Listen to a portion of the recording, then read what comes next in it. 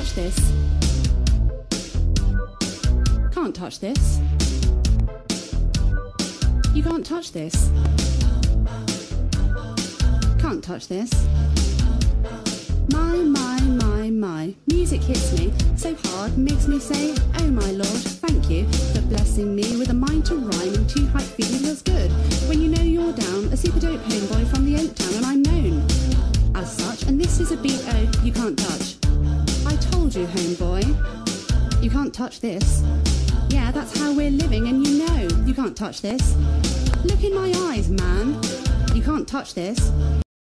You know, let me do it. You can't touch this. Fresh new kicks and pants. You got it like that. Now you know you want to dance, so move out of your seat and get a fly girl and catch this beat while it's rolling.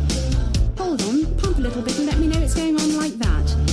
Like that, cold on a mission, so pull on back. Let them know that you're too much. And this is a beat, oh, you can't touch. Yo, I told you, you can't touch this. Why are you standing there, man? You can't touch this. Yo, sound the bell, school's in sucker. You can't touch this. Give me a song or rhythm, making them sweat, that's what I'm giving them now. They know, when you talk about the hammer, you talk about a show that's hyped and tight. Singers are sweating, so pass them a mic or a tape to learn what it's going to take, and now he's going to burn the charts. Legit, either work hard or you might as well quit. That's word, because, you know, you can't touch this. You can't touch this. Break it down.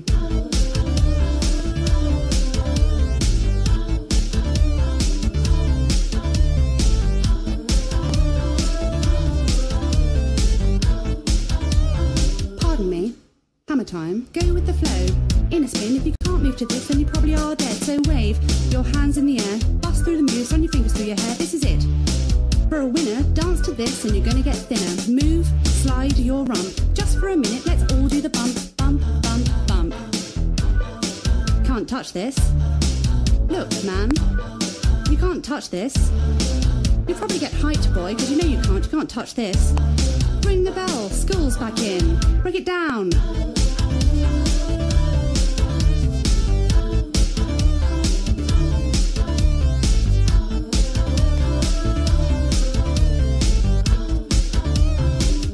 A moment, hammer time. Every time you see me, that hammer's just so hype. I'm dope on the floor and I'm magic on the mic. Now why would I ever stop doing this? With others making records that just don't hit. I toured around the world, from London to the Bay. It's hammer, go hammer, MC hammer, yo hammer, and the rest can go and play. You can't touch this. I'd rather you didn't touch this. Please refrain from touching this. I'd prefer you not to touch this. Break it down.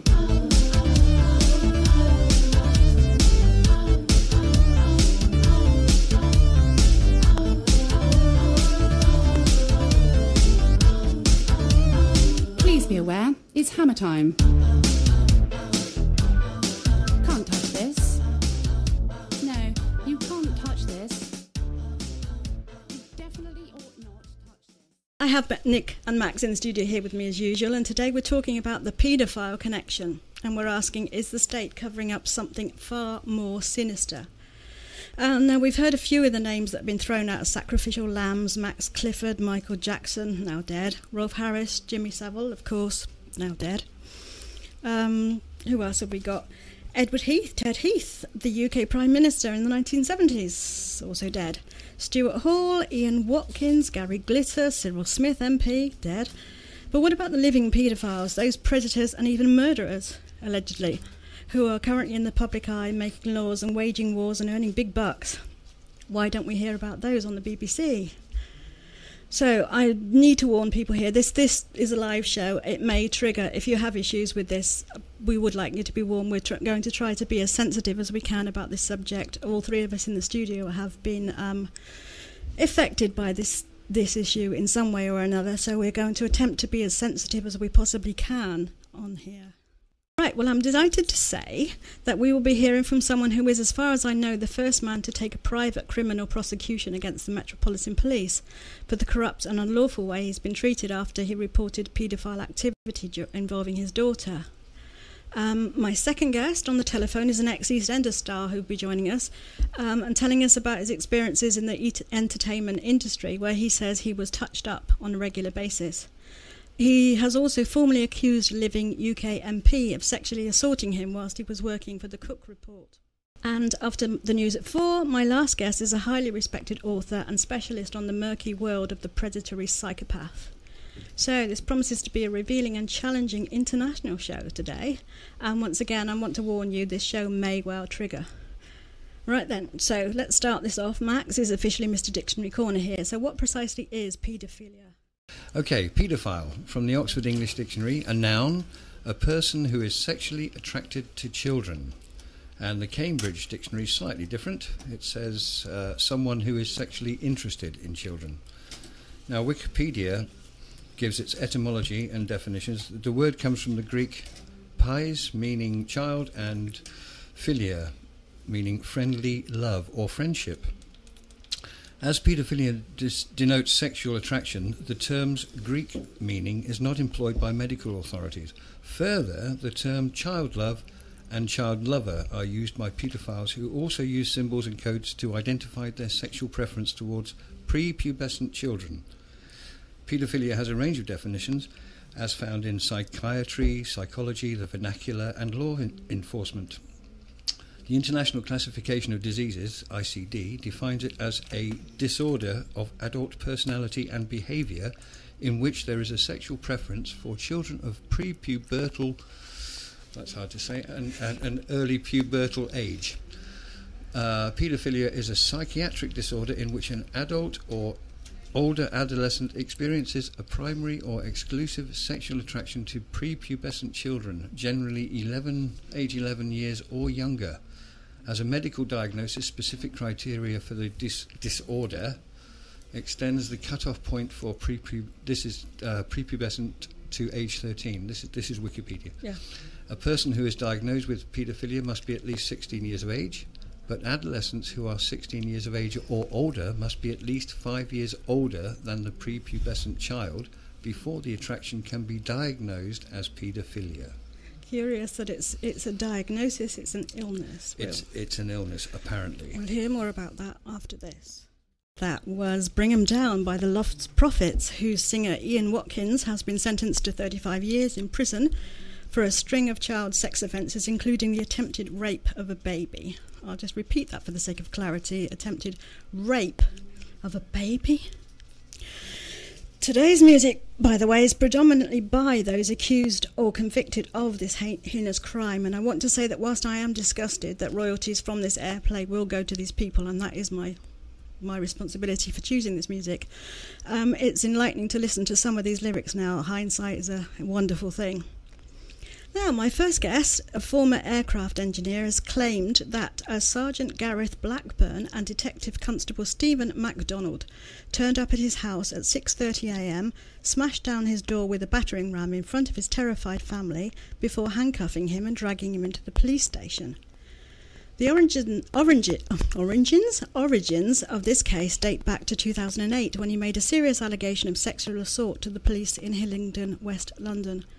Frustrated at what he considers was the lack of progress in the investigation, he placed a number of phone calls to his local police station, and he was promptly accused of harassing a civilian police worker at the station, and the two aforementioned officers arrived at his home to investigate that complaint.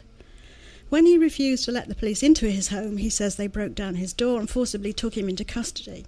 He was, of course, as in many of these cases, cleared of all charges later. Now, desperate to get to the truth, he was granted permission to bring a private criminal prosecution by a district judge, who was ordered that both Metropolitan Police officers attend the preliminary hearing. Now, it's extremely rare for a summons to be issued against police officers as part of a private criminal prosecution. Criminal cases are usually brought by the CPS, the Crown Prosecution Service, but people can pursue their own actions under the Prosecution of Offences Act 1985. Now, as far as we're aware, the paedophilia complaint that started all this off has still to be investigated. So, I'd like to welcome now my first guest to the show, a very brave man, a friend of mine, and a bit of an all-round hero. This is Mr. Michael Doherty. Hello. Sarah. How are you doing? Hello, how are you? Very good, thank you. I have to be a bit careful because these are sort of still live criminal proceedings. Obviously, I know you're reading a Daily Mail article when you don't cover I it. am. For your listeners, just to sort of, there's more than that prosecution going. There's also a prosecution which is going to trial in September for a 5-day hearing on the 15th of September in relation to the secretary, and the charge also brought by way of private prosecution is perverting the course of justice. Right, and this is the person who accused you of harassing her? Correct. Uh-huh. The case, in fact, just last week, the case against the 2 officers, in fact, the CPS, you were slightly incorrect in terms of the where the right of private prosecution comes from. Right. It doesn't come from the Prosecution Offenders Act 1985. That was the act that created this wonderful Crown Prosecution Service. They were created in 1985, and under Section 6, they have a power to take over private prosecution and pretty much do what they want with them. Yeah. Yes, and they tried to do that with your case, didn't they? Well, they attempted to do with the first case against the secretary. That was going to the High Court, and then they conceded that it indeed met evidential sufficiency, public interest, and should go to trial. I'd love to talk more detail about it, but I can't. Yeah. The case about the Officer Blackburn and Stephen MacDonald was in the High Court last week for a judicial review of the CPS's attempt to shut that case down. The law lords decided in all their wisdom that they wanted to emancipate the courts, or they're quite happy to emancipate the courts in terms of saying that the position in terms of challenging the CPS, if they take over the prosecution, is it would have to be a highly unusual case for them to interfere. Yeah. So I think that their ruling actually interferes with the separation of powers between the judiciary and the executive. The CPS is part of the executive, along with the police. Pretty much what the CPS now have is a clear supervisory power over the courts, because the courts has its own functions within it to supervise cases that they believe are weak and shouldn't go to trial. Yeah. Various applications that can be made to get cases that are weak thrown out of court, like a no case to answer and that type of thing. But this is where the CPS comes in generally. Generally, the police will put an allegation towards the CPS, and they will decide whether they think it is appropriate to go to court and whether they think there's a prospect of prosecution there. Well, they have something called the Code of Prosecutors, or Code for Prosecutors, that they created themselves, which they've created this sort of very discretionary and arbitrary decision-making process, where they say that it has the evidential sufficiency to go to trial, which is what the Supreme Court has called a bookie's odds. That more than 50% chance, or more than 50% likelihood of conviction. Yeah. There was a Supreme Court case called Gujra, which was in November 2012, which was 3-2, saying that the policy of the CPS applying their code to private prosecutions was lawful. Yeah. Yes. Now, this is an area of law that's still very much in development. The private prosecution is a constitutional right, and I think that they've greatly tried to emancipate that constitutional right through the back door. Yeah. When you say emancipate, what do you actually mean by that? To weaken it, yeah. To weaken that right of.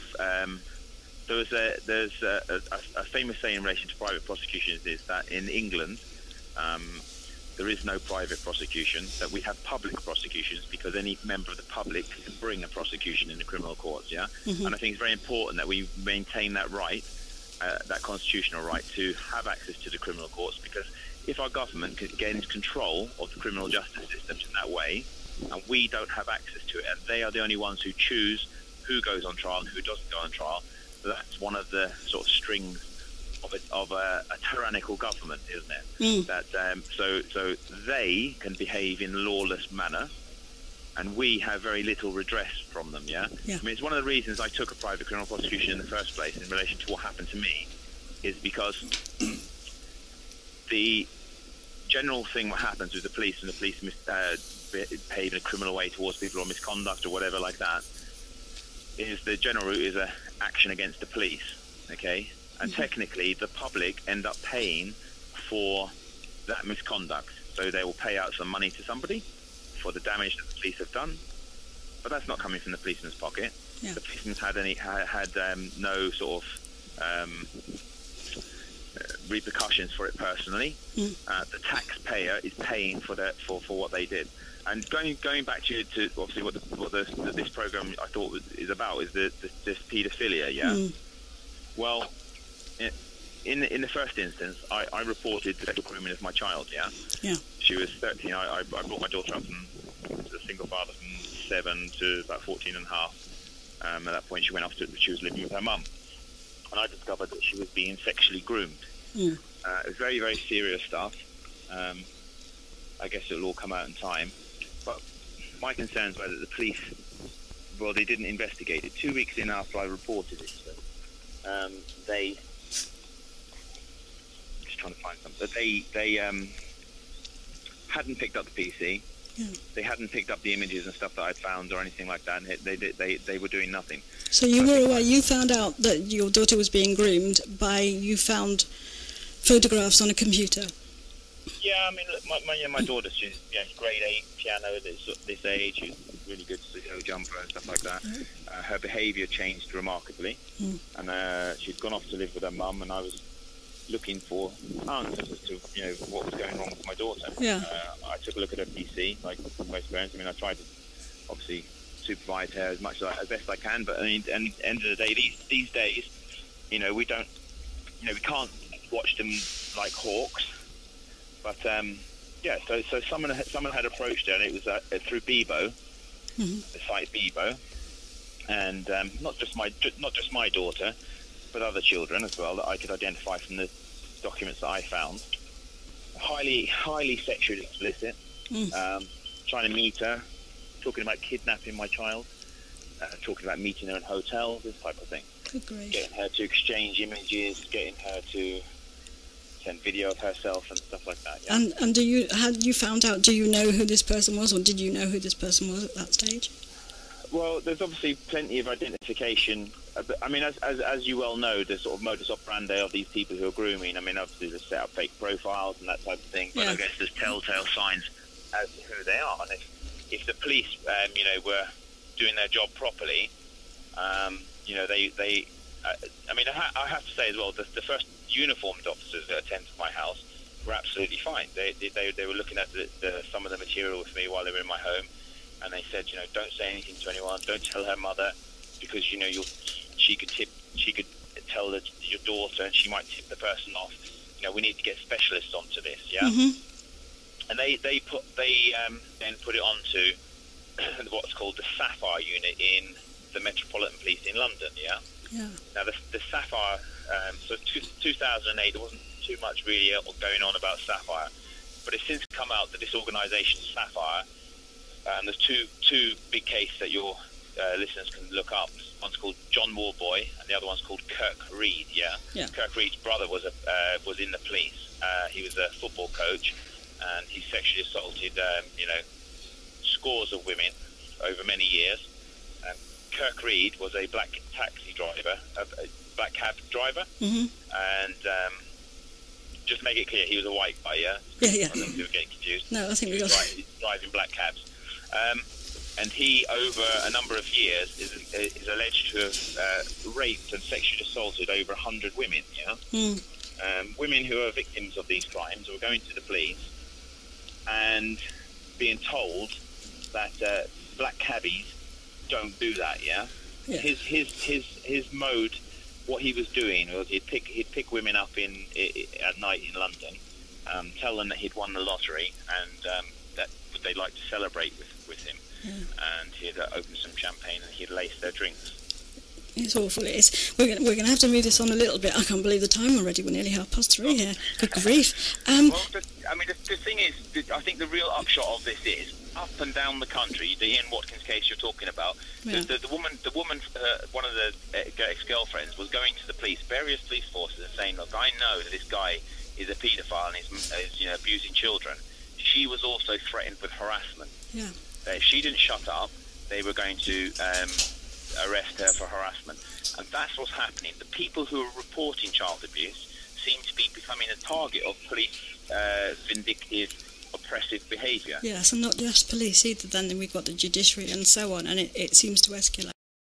There is a pattern with people who are treated very badly in the judiciary and in the criminal justice system, that then when you sort of drill down into their case, you find out that some stage before that happened, they had attempted to report paedophilia.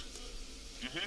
And if you look at my life since then, I mean, I've been subjected to, again, what people can Google up, called Stitch Up in Stevenage, where they set me up on a bogus charge. It's just like every opportunity to try and denigrate me, damage me in some way because I'm standing up, because I refuse to lie down and shut up about it. To me, it's intolerable. I mean, I don't accept the way it is, and I think the vast majority of people would not accept. Our government, who I see as are supposed to be there to protect its people, in particular its vulnerable people, the children. Our children are old people, and they're not doing it. They're not doing it. Well, this is our question for the day: is the state covering up something far more sinister? And we've got a minute left here. Do you think they are covering something far more sinister? There's obviously, I think there's too much of it going on for it not to be coordinated cover up of paedophilia. You've got obviously the Savile case.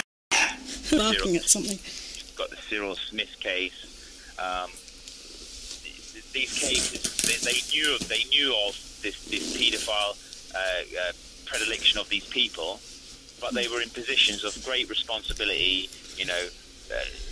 Savile in the media, mixing with royalty, and most certainly they knew what he was up to. Yeah, they allowed him to continue, and they allowed him to continue to have access to children. Absolutely. And not one person, whilst everyone's going on about Savile, who's dead, not one person who's been involved in the cover-up, who knew what was going on, has been taken to task for it. Yes, we've had a little bit of our own private investigation on that case too, which we may have time to discuss later, but I'm afraid I'm going to have to wind it up here now. Thank you, and thank you so much. I'll just say, if people want to find out more about what Michael's doing, there is the Justice Now, which we haven't really touched on and had a chance, and of course Stitch Up in Stevenage. So thank you so much, Michael Ducky. It's been a pleasure as always. Bye-bye. Take care now. Bye.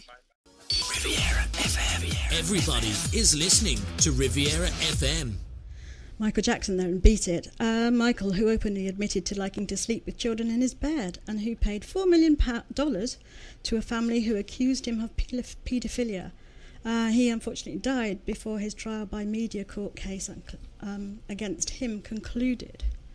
Now you're listening here to the Lioness on Riviera FM, and regarding my next guest, touring the exclusive nightclubs of London in a hedonistic procession of binge drinking and drug taking, he was a starry-eyed teenage actor desperate to make a name for himself in show business.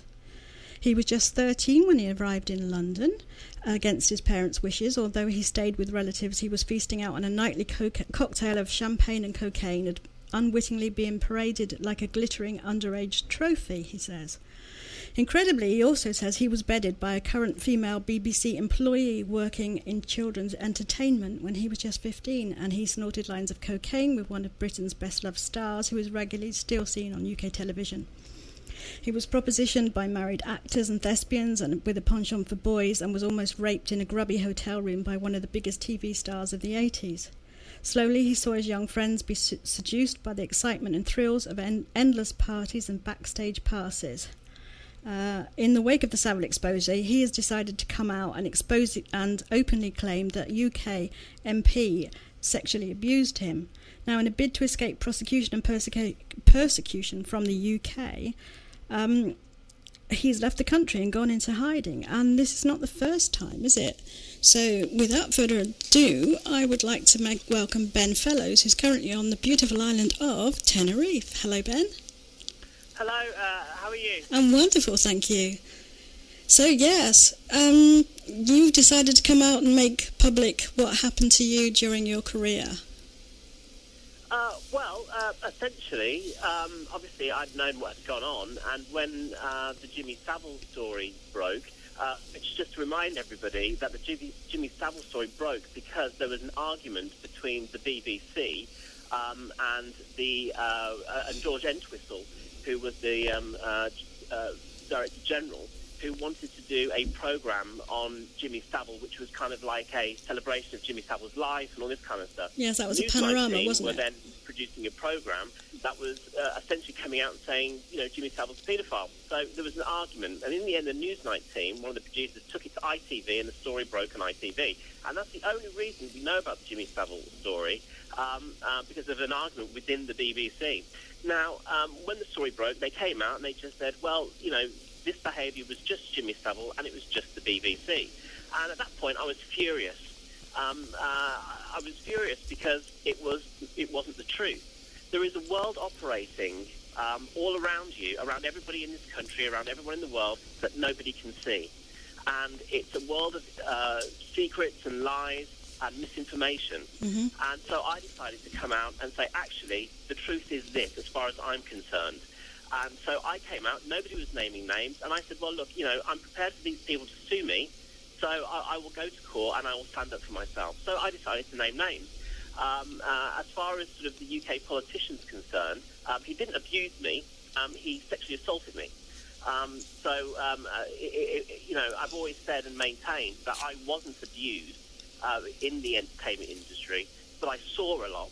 And I was attacked on several occasions, certainly, but it wasn't a systematic abuse, as in some people have experienced and whatnot, which is why I think I can come out and say these things and name these names. And let's not forget, no one has sued me, none of these people who I've named have actually I've not received one solicitor's letter to say, what are you doing? Who are you? Shut up, please. None of that has happened. So, and it's been going on now, 2 years, and I've been bullied and persecuted by the police.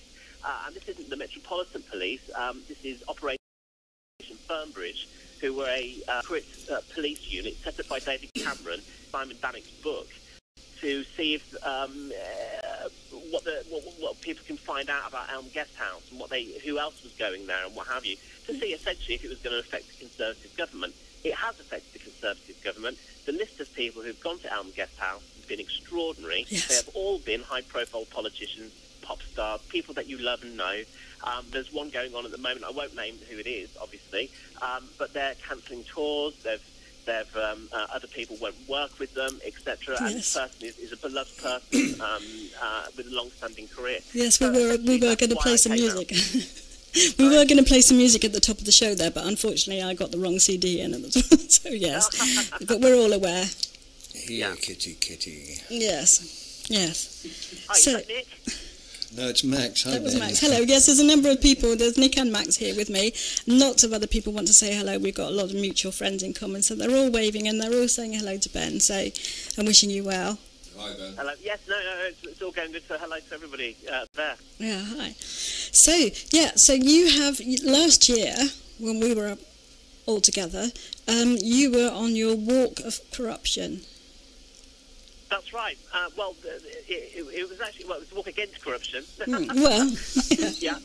We found some, though, didn't we, on the way? That's right. Well, look, I mean, ultimately, that came about because I had, Bilderberg has just happened this year, but last year I was in the middle of being chased around the country by the secret services of one kind or another. And I'd already, previously to that, the soldier Lee Rigby had been killed in Woolwich in London. And I live in Greenwich, half a mile away from Woolwich, so I saw exactly what was going on and who was there. On that evening, I came back with my wife, Julia, who I'm no longer with because we're separated. And someone had broken into the flat, and nothing seemed to be taken, but there was a guy essentially called me on his mobile phone, standing outside my window, threatening me and saying, what happened to that soldier is going to happen to you. So we couldn't stay in our flat. We had to leave that, and within 24 hours, we had gone, essentially left all out the things and gone to the Midlands to my mother-in-law's house. And then I had to leave there because people were sitting outside, people were calling, all that kind of thing. So I essentially went missing. Now, I didn't go missing as in someone took me. I went missing to keep a very low profile, and I was travelling around the country on National Express buses and visiting various friends in order to get to the Bilderberg meeting where everyone was going to be, where I felt safer, and I was going to do a talk. So that was all going on. And so by the time that had ended, Brian Garish of the UK column said, look, well, why don't you come down to Plymouth and spend some time down with us? So I did that and stayed with them. And I thought, well, I can't stay here forever. There's nothing really for me. What can I do? And I didn't want to necessarily just, walk away from everything, because they weren't allowing me to walk away from anything. So we decided to do the Walk Against Corruption. Lou Collins very kindly promoted it on her radio show. And we were on the Pete Santilli show in America. And, everybody turned up. And, essentially, me and Hannah walked 300 miles from Plymouth to London and was joined by great people on the way, like yourself, And we spent, a week down in Stonehenge and covering all that kind of stuff, which I believe now is all sort of come to pass without it and everything. Yeah. So, it was a very good time. By the end of it, I was arrested when I got to London for apparently attempting to pervert the course of justice. But not for trying to expose. Not for trying to expose. You were telling people this was Kenneth Clarke. I'm quite happy to say that this is Kenneth Clarke, MP, currently serving MP in the British government. Yeah. And you wanted to make this known, and you alleged that this happened to you, and he hasn't responded in any way. Well, he actually has, in a sort of way. Now, Sonia Paulson of the Daily Mail, and she's an independent journalist as well, approached Kenneth Clarke at the budget meeting, the budget announcement this year. And she was talking to him about the Bradbury pound and what have you. And then she mentioned about my story and about whether it was true or not, what was going on. And apparently Ken Clarke went completely white. He then ran away from her and vaulted a small fence to get into the kind of MP's enclosure. And she filmed this, and she said essentially that she'd never witnessed an MP respond in this way, which for her... gave her an answer, essentially. Yeah, and unfortunately, she can't get the footage of that incident because the cameraman, who was somebody she didn't really know and hadn't really worked with before, is refusing to give her the footage of this. She said it was sensational and, sort of mind-blowing, the video. And so he demanded money. He said that the sound now doesn't work or anything like that. There's some stuff going on with her, which I think is very telling, the way that these people try and infiltrate what you're doing and take footage. We've had footage taken, we've had footage lost of the whole walk. The whole walk was filmed. And that footage has been disappeared. Oh, not all of it, trust me. Not all of it. Yeah. Ben, we're going to just have to play some music. Would you stay with us till after the break? Yeah, after this music? Wonderful, thank you so much. Oh yeah. Do you want to touch me there? No, thank you. No, I don't. That was by Paul Gadd, a.k.a. Gary Glitter, whose long and highly successful career was ended in the late 1990s by repeated revelations and criminal convictions for possession of child pornography, and in the 2000s for child sexual abuse. Now, we have on the phone with us at the moment, we have Ben Fellows. We're discussing here paedophilia and ultimately asking, is the state covering up something more sinister? Now, Ben, you say you feared for your life at one stage when a Hollywood icon tried to rape you? No, it wasn't that.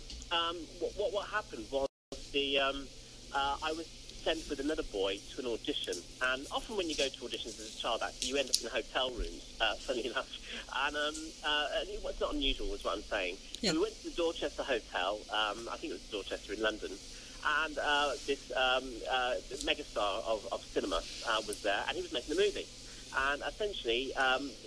me and this other boy, we looked very different. Obviously, I'm mixed race, and this other chap was a blonde-haired boy, blue eyes kind of thing. And we went into the hotel room. We were met by managers, and there was assistants in there. The Hollywood superstar comes out and chooses the other boy to go into the other room with him, which was the bedroom. So he went into the other room. The music was turned up in my room, I was offered drugs, as these things usually go, and cigarettes and things like that, alcohol. But what I heard coming from the other room was a lot of screaming, a lot of yelling, and it sounded pretty horrific. But in my mind, at the time, I thought that it could sound like an audition. Yeah. Often when, you go to auditions, they get you to do really stupid things. Testing acting see what skills. you do and all that kind of stuff. So I thought in my mind that actually that's an audition going on. He's doing some sort of improvisation or something. Anyway, when he came out, they said, okay, that's it, you can go. He doesn't want to see you. Okay, fine. So I didn't even get to audition, I was thinking, when I was in the lift. Anyway, this boy, who I won't name, had a red face. You could see he'd been beaten up. He was in tears. And in the lift, essentially, he said to me that he thought that he'd had sex with this actor. And I'm saying it like that very specifically because it was his opinion. Yeah. And how old was he? We were, I think, we were 14 at the time, something like that. Okay. Yeah, we were underage, essentially. Maybe 15, Mm-hmm. But essentially, that's the story of what happened. So again, it didn't happen to me, but I'm a witness. And I have to say that this was published in America. It's been all over the American press and alternative media as well. And this Hollywood actor hasn't sued me.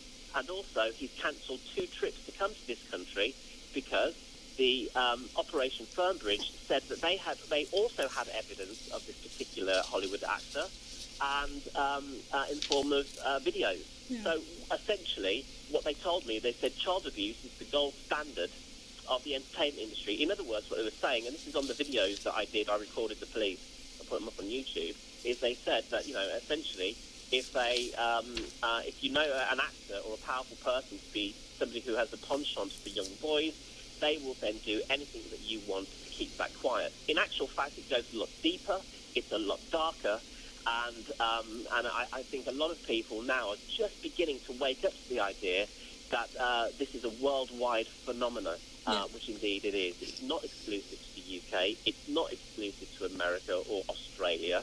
This is a worldwide child trafficking phenomenon. And in fact, what it's referred to is the human meat market. And if people want to Google that, they'll find a lot of interesting stuff that's out there about that. It was announced in the 1980s by, again, a television program that people were being kidnapped off the streets of London from various African countries and essentially being taken into the deepest, darkest bits of Africa and hunted by other people. People, in other words, could pay a sum of money to hunt a human being. I wouldn't do that, but then I wouldn't kill an elephant either, and people do. I've not heard of that, I must admit. Yeah. You're also quoted as saying of a married British-born screen legend that he... What was it you said? He took you from a bar, bursted through the door, and he was on top of you. Then he punched you in the face to make it look as if it was you thought you were in real danger, and actually a friend of yours witnessed this? That's right, yeah.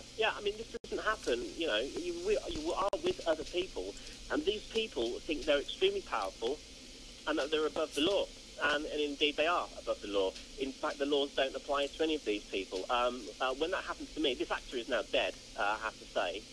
So, he can't, there's no right to reply to him or his family, but he's quite well known for this anyway. Right. Again, this happened to me. A friend of mine walked into the room, saw what was going on, and I think that was the only reason that he actually stopped, because someone else had come in now, and now it's all just a game, we're all having fun and this, that, and that. But I was terrified, and on lots of occasions I was terrified. But, the thing is, what you don't do is you don't go back to your parents who are paying, for you to go to stage school and to do these great things and say, what's happened to me today? I didn't have an audition. In actual fact, I got attacked by an actor. I would be pulled out of that immediately. So I didn't, you don't tell your parents. Plus, you're trained by your age. This is my next question. This is what I wanted to say to you, Ben, because these are very serious allegations, and there are lots more. You've got lots more, and time is catching up on us again, unfortunately. But these are very serious allegations, and my question in the light of the Savile expose now that it's coming out and people are talking about this, why have you not named these people and these celebrities?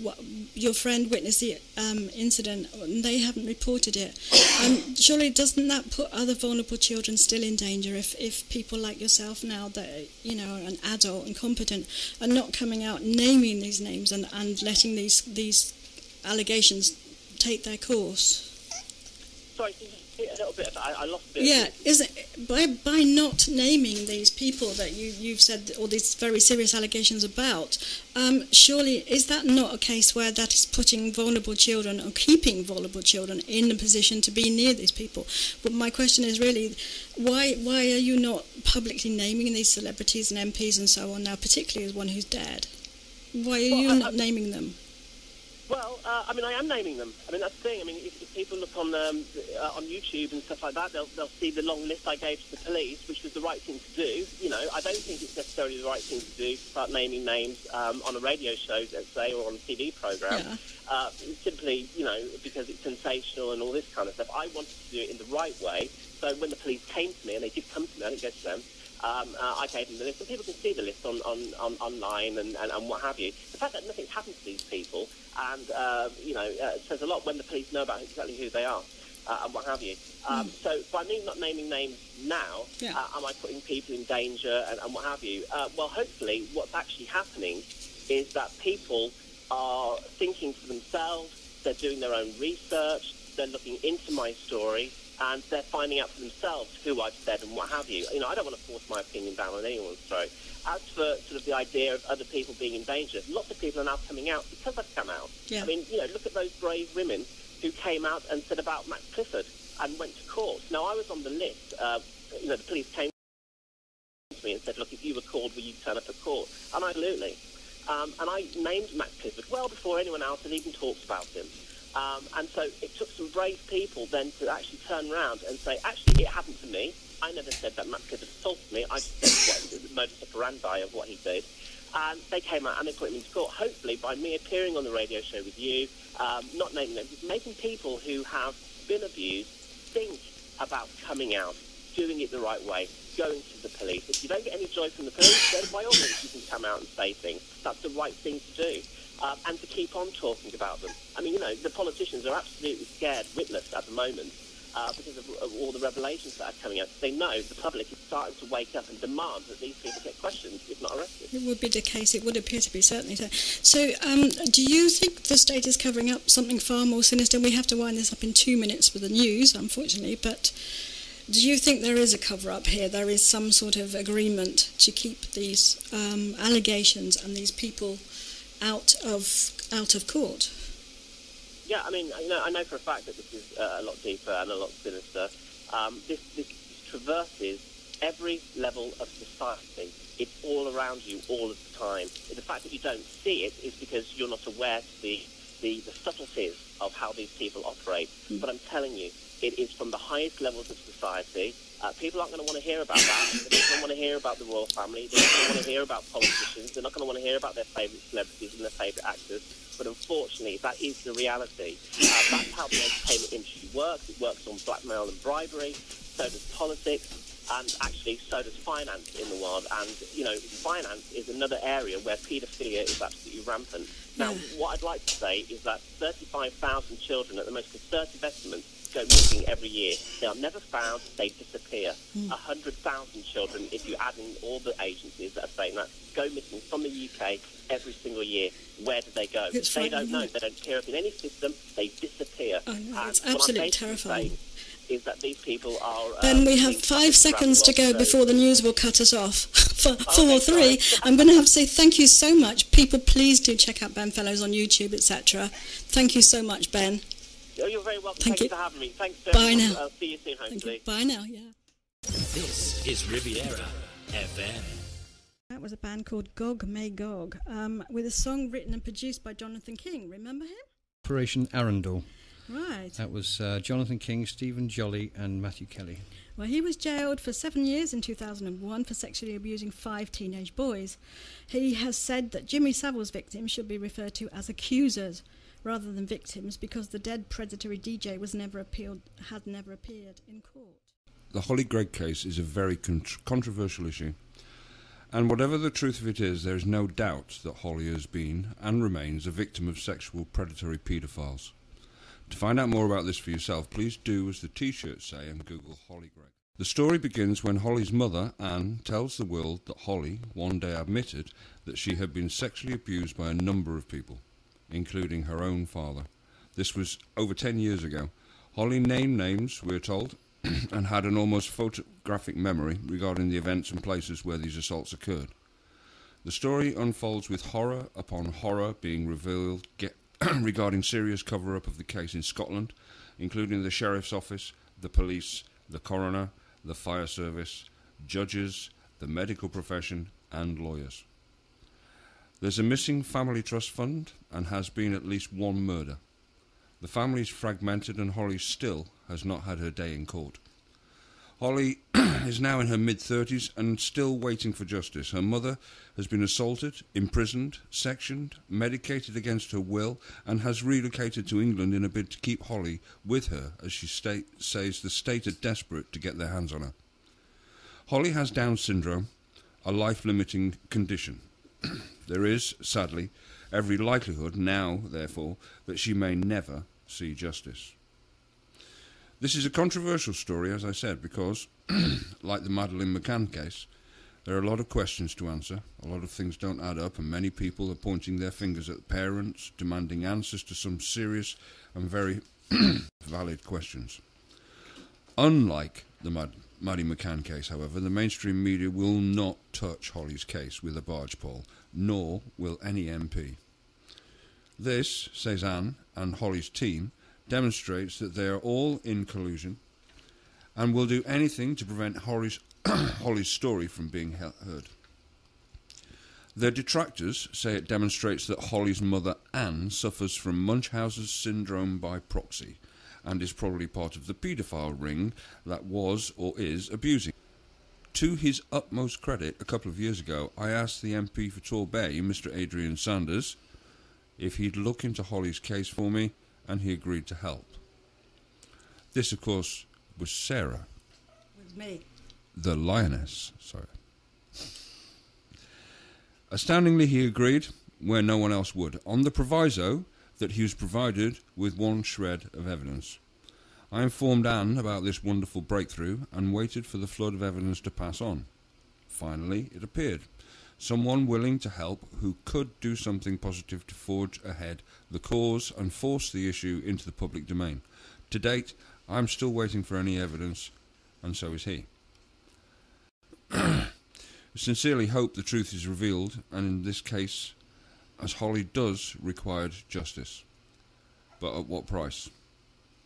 Now, I know Holly personally. We've had meals together. We all We're do, friends. all three of us, don't we? Yes, we do. We do. Mm-hmm. Anne, her mother, says the state is preventing Holly from giving testimony in court because they say she is not competent to do so. We contacted Anne when we were planning the show to ask if she and Holly would like to give us their version of events live on the show. What better way to get the information out there? I mentioned that if there was an injunction on discussing the case itself, perhaps I could simply chat to Holly about the weather, cats, or something innocuous that she likes, so listeners could decide for themselves whether Holly is competent enough to be understood and to put her case forward in court. If they were nervous about talking live on the show, I said I could just chat with them on the phone at home and record it to play here for you later. Anne's email response was curt and to the point. It just said, "Not interested, thank you." Riviera FM. Okay, I've been looking online for some famous British paedophiles of the past. It probably won't surprise you to find people like Lewis Carroll, J.M. Barrie, Benjamin Britten, Montgomery, good old Field Marshal Montgomery, Baden-Powell, Sir Hugh Walpole, and Anthony Blunt, people of that calibre. And I was looking into the Gillings report of, I think, 1994. You can actually find more about this on, there's a YouTube interview with a chap called Keith Gregory, who's a Wrexham councillor who talked to Nicky Campbell on 5 Live. He's talking about his experiences, and he was mentioning that there was a common link that seemed to crop up all the time I'm just going to say an influential group at this point.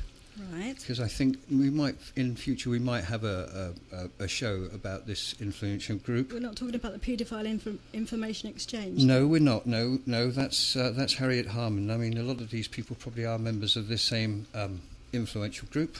Yeah.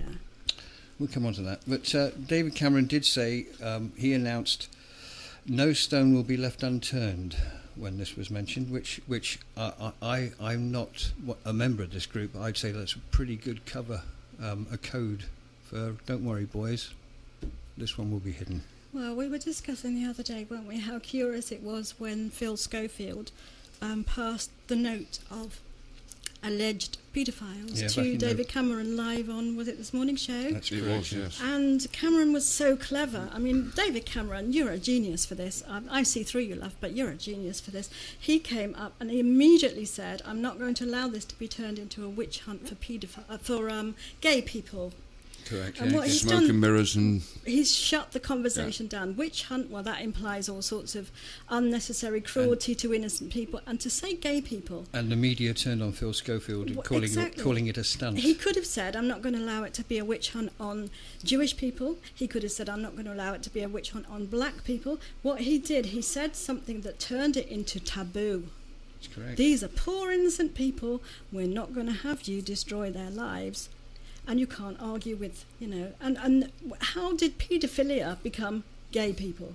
Well, by the same token, the expression on his face when he looked at what was on the list Yeah, it's priceless. was worth 1,000 words. Yes, well done that. And it's given us, a bit of a laugh at his expense. So I just want to play some music before I bring my next guest on now. And we're just saying, for that little stunt, David Cameron, this is for you. My final guest today is a contemporary expert in psychopaths and psychopathy. An international renowned artist, author, musician, public speaker and independent researcher. He's currently based in the beautiful west of Ireland. His illustrations have appeared on the cover of newsstand magazines, books and websites all over the world. And he's best known for his books Puzzling People, The Labyrinth of the Psychopath, and The Anvil of the Psyche, and Defeated Demons, Freedom from Consciousness Parasites in Psychopathic Society. Gosh, that's a difficult one to say. Shall we try that again? Freedom from Consciousness Parasites in the Psychopathic Society. He talks of moving towards a synchronistic cohesion of the modern human in terms of positive transcendence from trauma and psychological damage and on towards personal and social renewal. So, please welcome all the way from Ireland, the lovely man. This is Mr. Thomas Sheridan. Hello, Thomas. Hi, Sarah. How are you? We're wonderful, thank you. Yeah. Now, your information you give is absolutely astounding. It's revealing. You know the psychopathic mentality.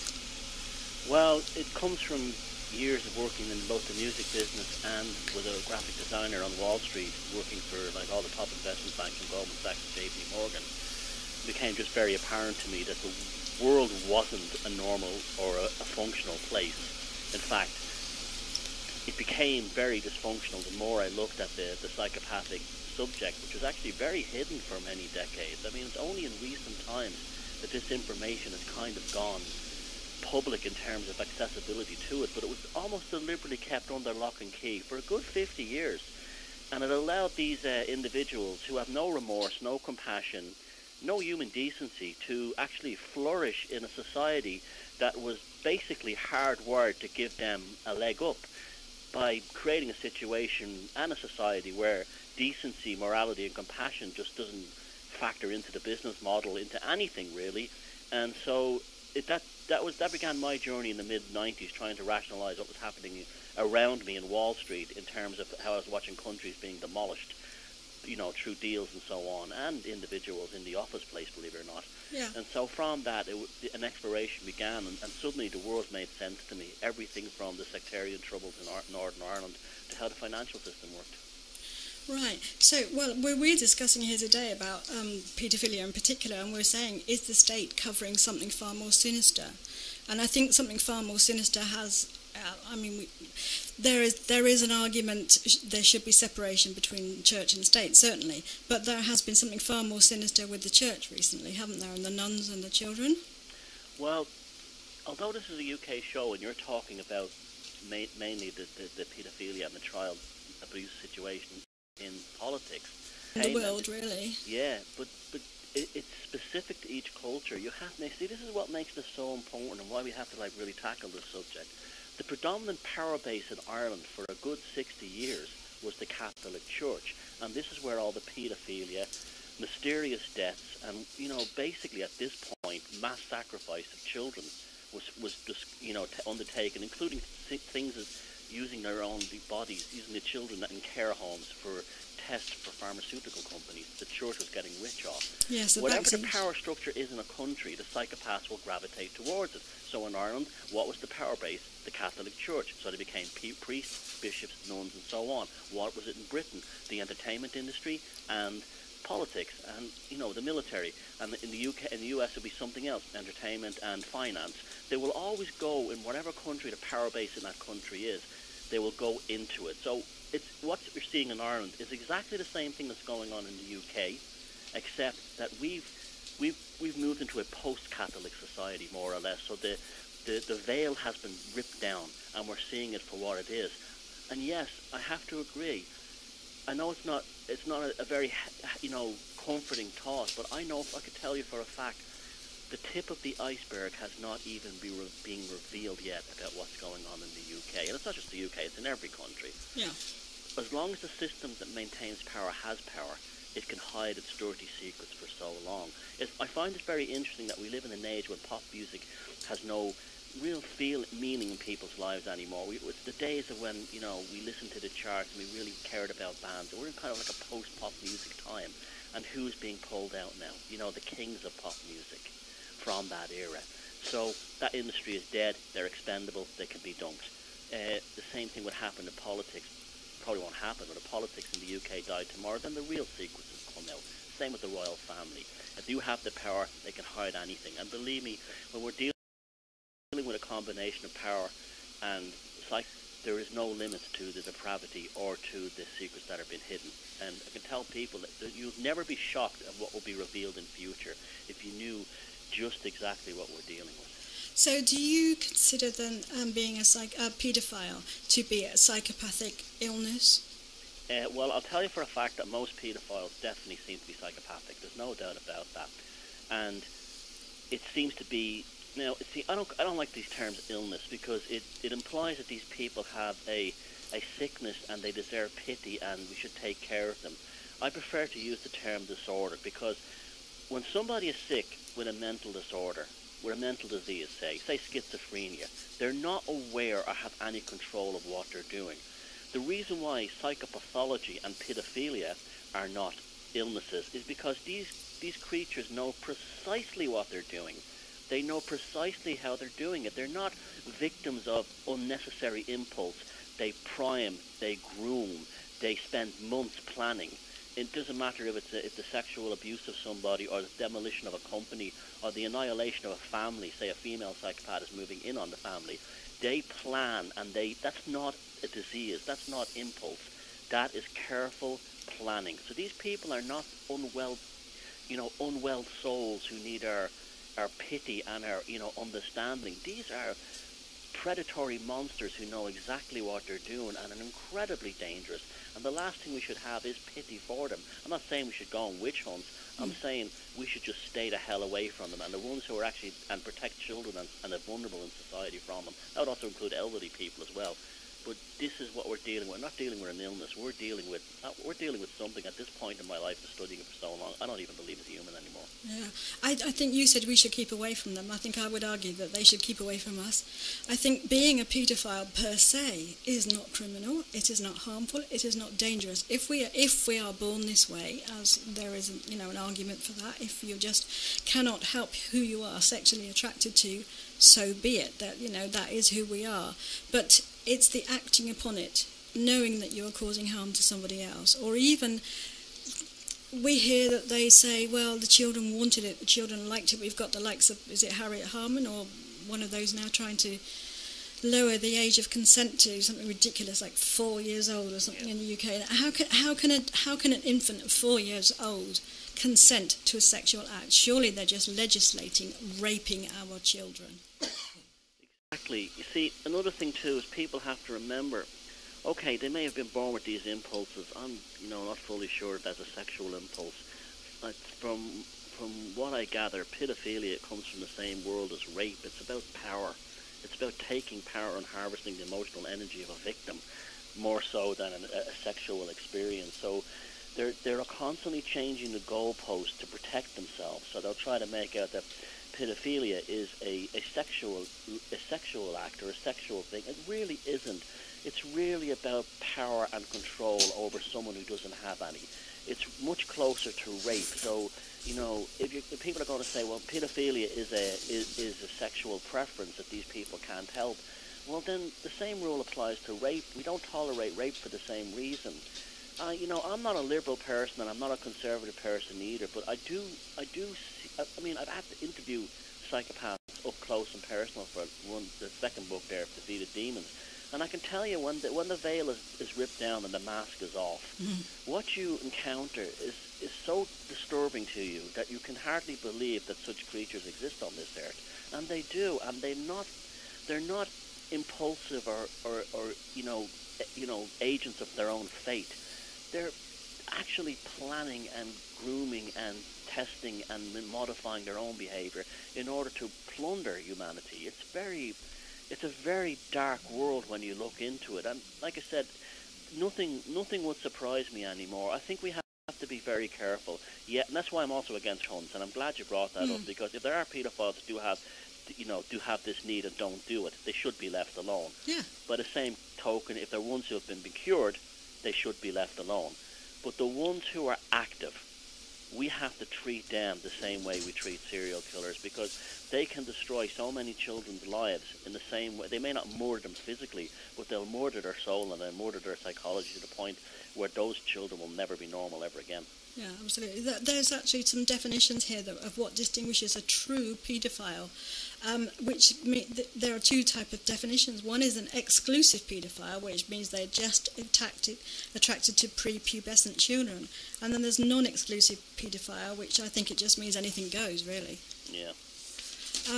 And the fact that Cameron tried to turn this into gay people, that makes me so angry. It makes me angry when anybody tries to use a section of people who have already suffered persecution to a great degree, to manipulate their own argument in order to say this is taboo, these are the people we don't say bad things about, when it was nothing to do with gay people whatsoever. I mean, yes, of course there are gay paedophiles, just as there are straight paedophiles and transgender paedophiles and, etc. But to just try to sidestep the argument by saying that and shut down, it makes me really angry when they should do that, and people just don't see it. Well, what Cameron did is something called gaslighting. It's a term that comes from criminal psychology, clinical psychology actually, but it's also used in criminal psychology. What you do is a pathological individual will never admit guilt or will never admit something is wrong. They will try to blame somebody else or come back. Yeah. So that's a classic example of that. So, it's the whole thing of like he was changing the goalposts, so the argument was completely spooled off into nowhere. That, and the idea was then that if this list comes out, it's an attack on gay rights. Everything that's been done to give gay people the civil rights they deserve over the decades is being eradicated. This was a very devious and sneaky and despicable act by Cameron. But this is Darren. This is the world that they inhabit. There is no decency there. And he doesn't care about gay people. He doesn't care about anybody. He only cares about his own political existence. But he knew he was coached enough by his handlers to actually throw that comment in there, just to wreck the whole thing. Yeah, no way was that an off-the-cuff remark. That was, in its way, that was a little stroke of genius. Devious, more devious than genius. But yes, I agree. It ended it right there and then. Didn't it just? Well, talking of ending it, unfortunately we have to play some. Not unfortunately, but we do have to play some music at the moment. Will you stay with us until after this? Oh, of course I will. And we'll talk to you again. Wonderful, thank you. Well, there we go. Tired kangaroo down there by Rolf Harris, who's currently accused with 12 cases of assault. Allegedly he treated women and young girls as sexual objects to be groped and mauled as he felt like it. Shame nobody tied his kangaroo down, really, isn't it? Riviera FM. Riviera FM. bringing social gain to Torbay. Right, this is the Lioness of Riviera FM. We're talking today about the paedophile connection and asking, is the state covering something more sinister? And on the phone I have with me Thomas Sheridan, who thinks it most certainly is. Don't you, Torrance? Very much so. It's funny listening to that Rolf Harris song there, and all of so many of the other ones, like Gary Glitter one, they all sound like euphemisms for what they were later charged. Well, yes, I think the phrase, play your didgeridoo till I shoot through. Yeah, he's actually exhausted at the end. Yes. It's very bizarre. Yes. What you could get away with back then. And, yeah, well, I think if you're not watching, you can get away with a lot anyway. I think if people are just not really paying attention, not really listening, it's just music, background noise. Yeah. I think we're ignoring the fact that he's actually talking about skinning somebody and drying their skin, stretching it. That could be the kangaroo belly. Just trying to be fair there.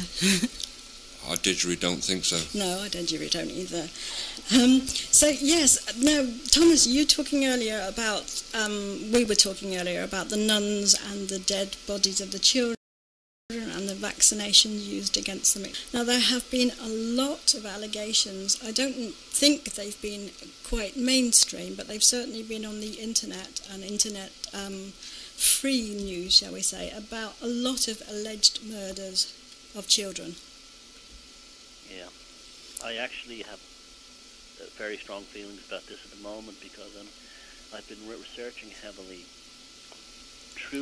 mainly on a very scientific kind of approach, the relationship between Jimmy Savile and Peter Sutcliffe, the Yorkshire Ripper, which I think would be the ultimate bombshell when it does come out. I actually believe that Jimmy Savile was far worse than a paedophile or a groper. I actually think he was the psychopath who had the power and the ability and the means, and he went and the drive, and he went the full way and took part in some of the Yorkshire killings, the so-called Yorkshire Ripper killings, even though some of them took place in Lancashire. There's just far too much anecdotal evidence to suggest that Savile, and true in some of his comments, he had far more to do with that, and it was much more than just his relationship with Savile through visiting him at Broadmoor Hospital. It went much deeper than that, and I think, in fact, I know the day will come when that will be the one. That's what they're hiding with all this pedophilia stuff. You see? Well, it's his connections, isn't it? Too. It's not just him; it's his connections. And why on earth would a dirty little stroke DJ be so highly, influentially connected? I've just read a book by David Yallop called In God's Name, which is about a pope who lasted 33 days, and David Yallop's written a book about Peter Sutcliffe. And I haven't read it yet, but I'm looking forward to seeing what he had to say about it. Well, it's a masterpiece. It's actually not about Sutcliffe so much. It's about how the police up in South and West Yorkshire, it's called Deliverance from Evil, how the police up in South and West Yorkshire had thrown the entire Ripper case into absolute chaos. And Yallop, who was probably the last great mainstream investigative journalist, came to the conclusion that yes, Sutcliffe was involved, but there was almost certainly a second killer, and this person had to have been of a high-profile nature, because the actual police investigation was designed to destroy any leads back to him. So you can only, considering that one of the victims was found literally in Savile's backyard, and another one on the grounds of the Royal Infirmary Hospital in Manchester, where he'd been that day. And also his relationship with Sutcliffe, but there was also some other things. When he was I think it was the Devon police were actually interviewing Savile in the 90s regarding allegations, and Savile just nonchalantly mentioned to the police that if the coppers ever wanted to catch the Yorkshire Ripper when he was doing what he was doing, all they would have to do would give him the key to Savile's front door, and Savile would deliver him. There we are. What more do we want? And yet, nothing came of it. Yep, and then when the police officer said, "What do you mean by that?" Savile winked and said, "I have some good friends in the forensic labs up there." Yeah, there's good friends all over the place, didn't he? Yep. But where is this on the BBC? Oh, it'll never come out for a long time because the BBC is an institution that has absolutely no credibility now. You had Esther Ransom there, literally sitting there spotting paedophiles everywhere except the ones she was sitting next to. Yeah. This is the BBC is an absolute disgrace of an organisation at this point, and it will never come out because, as I think you mentioned at the beginning of the show there, where are the people? Where are the ones who know all about this not being held accountable? Well, Nick just is going to tell us something about this. He and I went on a midnight jaunt the other day. We were given information. We had been given information by somebody who was working 30 years or so ago in the Imperial Hotel, and unfortunately... That's in Torquay. Yeah. Unfortunately, the lady who gave us the information has recently died, so we couldn't actually get corroboration of this, other than, her husband having heard her say it. So we went down to the Imperial Hotel because we were told that one of the staff had been working there covered the period that we were interested in. So we went down there and we met this gentleman. He was working as... Just working there. He was working there. And we asked him about the period, and we mentioned that he said that he had lots of tales that he could tell us, and I said, well, we're not really interested in tittle-tale. What we're interested in is people that have been doing harm, and it was mentioned to him that we were going to do the show today about the paedophile connection. Well, the story was, I had been told by the partner of someone who worked at the Imperial Hotel. She was a chambermaid there, and she had been, and apparently back in the late 80s, Jimmy Savile would come and use the penthouse suite there, and this is quite well known. He happened to come there quite often, and the woman who, our contact, we were told, said that the staff were always briefed before he came. Female staff were briefed and warned never ever to go in there on their own. So it was known he was predatory. They were warned. So we went to speak to some staff there about this to find out if someone was prepared to talk about this, and there were only 2 people left that were there during that time. And this one guy, we asked this question, didn't we? And Nick's going to tell you verbatim, because we wrote it down exactly what he said. He said... As soon as the paedophile connection show was mentioned, he said, I'm not prepared to say anything about that. Well, because of what may have happened in that hotel. Yeah, but he also went on to say... I could tell you loads about it, but I'm not going to. So we're a cover-up again. And this man's dead. Dead. Jimmy Savile's dead. So why cover up now?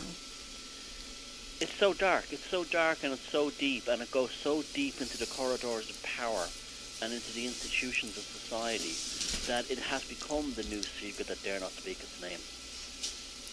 Yes. But we have to speak it, don't we, Thomas? I mean, this has to...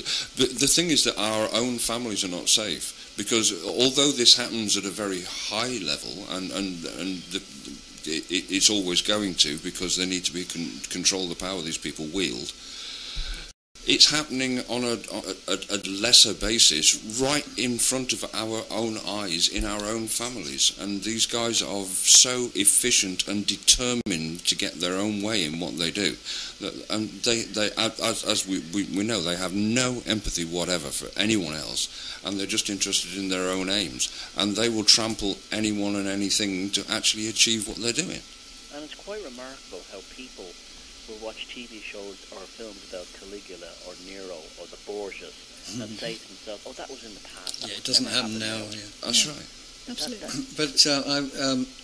But Sonia Poulton, she interviewed Michael Shrimpton QC, who pretty much outed, Ted Heath, as being a paedophile, pretty much a murderer, throwing people off the back of his boat. I mean, this should be known. I mean, Ted Heath brought us into Europe. Yes, now we're just encompassing Europe now. The Prime Minister of the UK, for those who were born before the 70s. This was a UK Prime Minister. So what do you make of that, Thomas? That doesn't surprise me at all, because I'll tell you something. I live not far from where Louis Mountbatten was grown up, and he was known for taking young boys that were taken from a home in Northern Ireland, brought over the border by the RUC, then given to the handlers on this side of the border, and they were taken out in boats. And when the story is, the legend, that is that one of the reasons that they were agreeable to his assassination, we'll say British intelligence, was because the Irish police were about to blow open the fact that he was taking young boys out on these boats from this home. And so, although the IRA were blamed with this, there's just far too many. The bomb that was used was very different, explosive and so on. So it was almost like proof that what he was up to, not all of them, I won't say all of them, but it's the norm among a certain sort of pathological echelon. I think it's difficult for people, I mean, good people, to even imagine how evil these people are. Yeah, but there's cognitive dissonance like you wouldn't believe. I mean, they can read profiles about Sutcliffe and then say, well, he was the only one in the world like that. Yeah. Well, Hitler was kind to animals, apparently, you know. Yeah. So where has this information come from that you were just talking about there, then, about to do with Mountbatten?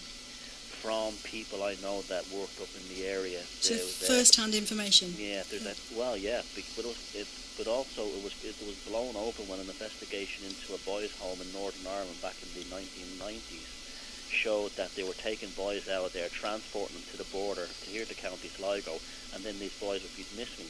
So Mountbatten was known as someone. He was just like Heath. He loved the young boys. He loved the boats, and he had a bizarre Gothic castle here called Classy Bawn, in a very beautiful location overlooking the bay.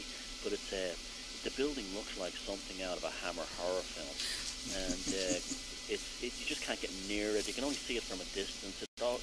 And that was his home here, and he was very, very connected into Irish high society as well. People forget that Savile was very well connected here too. I've got photographs of him inside Irish government buildings with former corrupt Taoiseach Charles Haughey, and he was also close friends to one of the richest families in Ireland, the Gouldings family, who were the fertilizer magnates. Yes. I mean, he was in with everybody. Yes, and he was just a ratty little DJ from the north. He was uncouth. He was, he wasn't cultured. He wasn't particularly educated. So to find himself with the upper echelons of society, if we can dare call them that, there are people who said, "Oh, well, yes, but he did a lot for charity, and that's why he was there." One of the things that we're talking about connections here, a lot of these people, they've got knighthoods and they've got honours, and you can't. I just can't imagine that these people. I mean, we've got the MI5 and MI6, and they must know these people. They must vet them. So why are they giving them knighthoods? Well, I actually believe that Savile was one of them, and that's why he called his mother the Duchess. I believe that he was the illegitimate child of royalty. Yes, I have heard that his mother was an illegitimate child of the Victoria time. No, must have been Edward, I suppose. And then the spooky shrine he had to her in Scarborough, where all her clothes were treated like historic artifacts, cleaned every year. And that's the real story there. And he was apparently very close to Prince Charles. Yeah. She wasn't called the Duchess just because it was a cute name. She was the Duchess. I think we have to be careful that this is supposition, and these are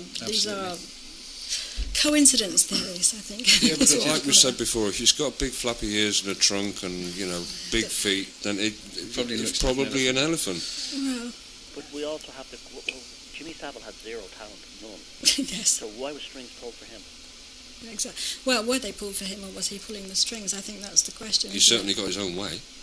Yeah. Well, he's quoted as saying, Michael Shrimpton sort of suggested that his job was to procure children for whoever clients required them. Yes, clients. Yeah. So there. Do you believe, Thomas, that there is a network of paedophiles here in some way? That there is something tying them together?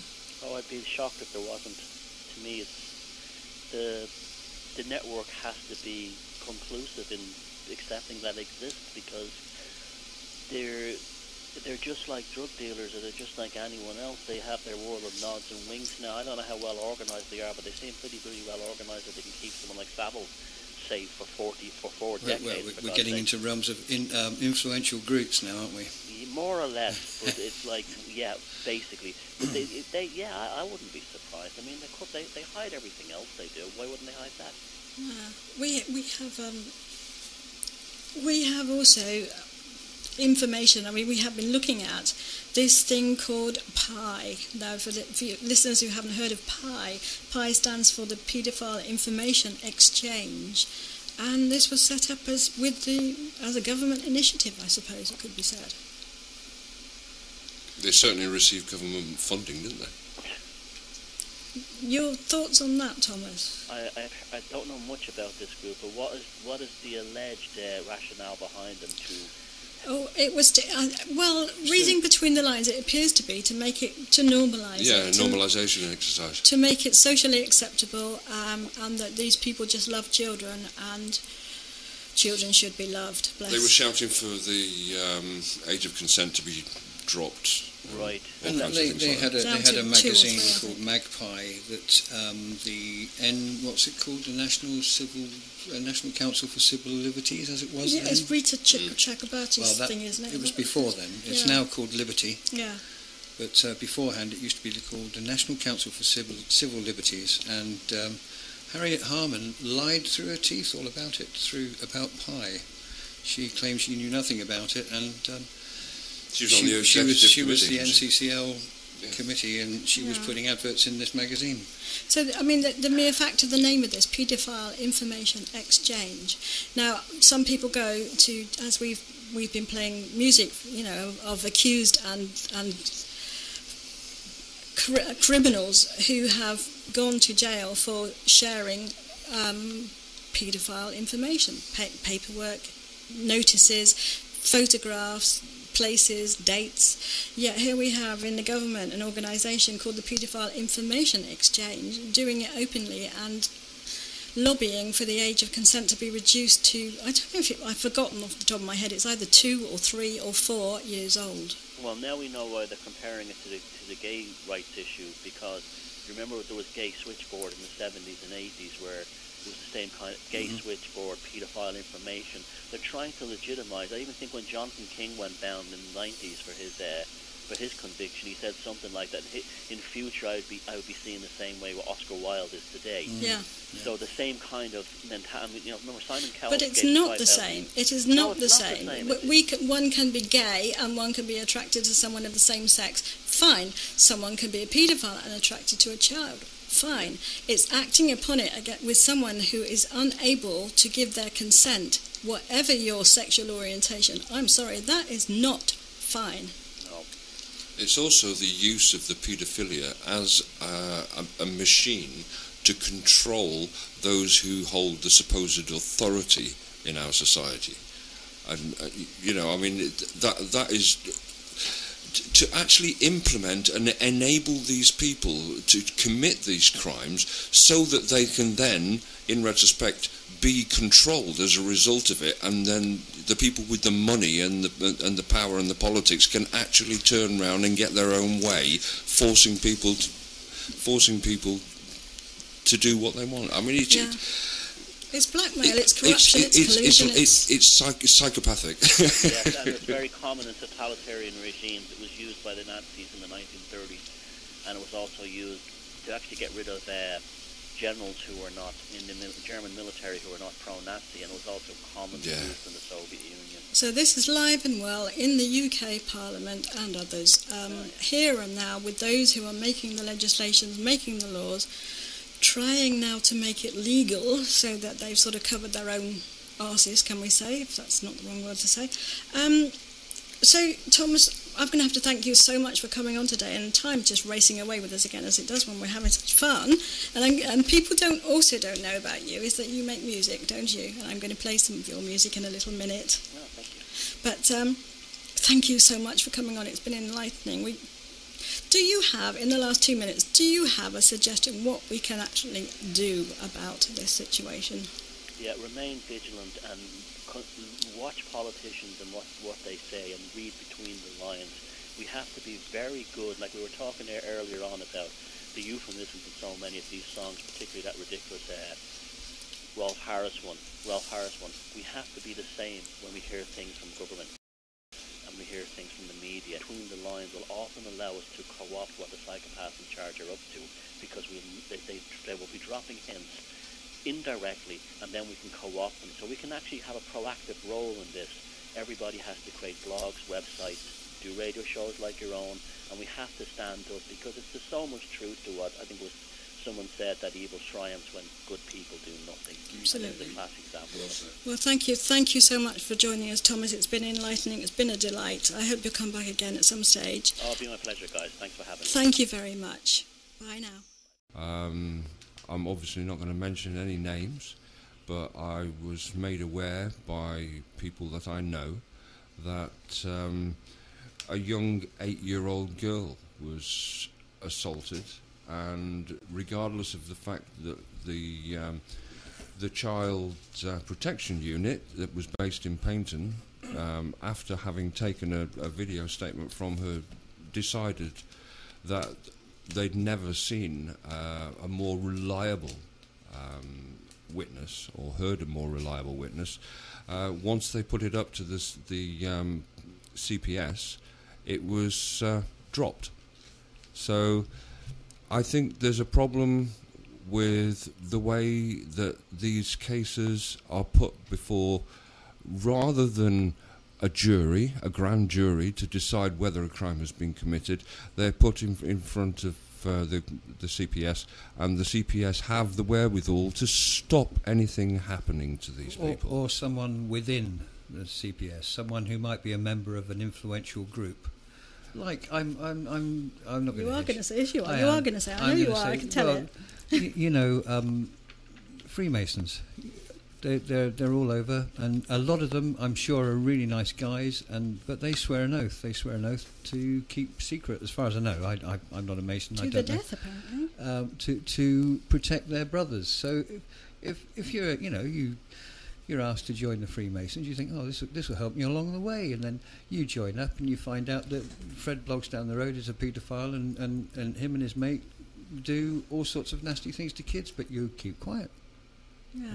And that's kind of frightening in the community. Secret societies of any sort, I think, are by their very existence dangerous. Indeed. When you realise they are sort of...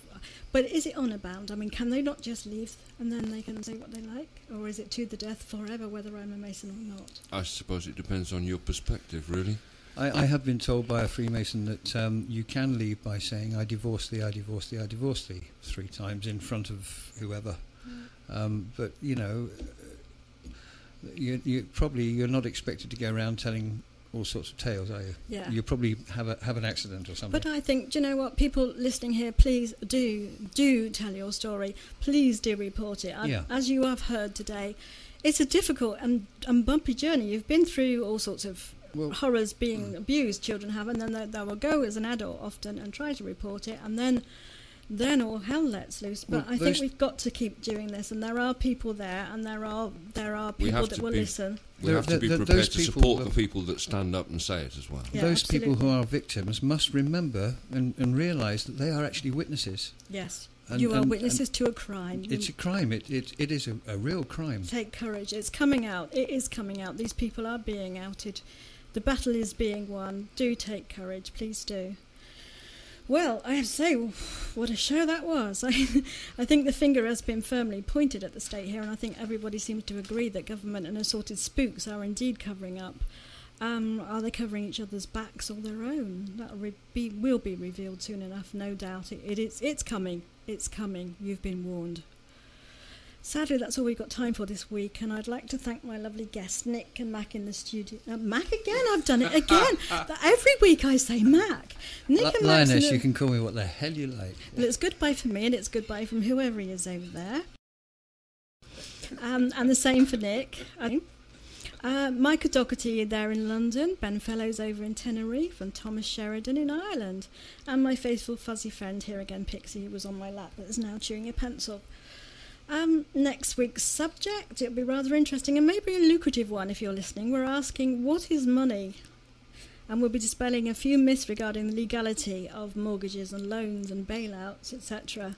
And if you'd like to take part in that show by phone or in person, you can email studio@riviera.fm or message me on my Facebook page of the Lioness Raw, that's RAW, or on the Riviera FM Facebook page.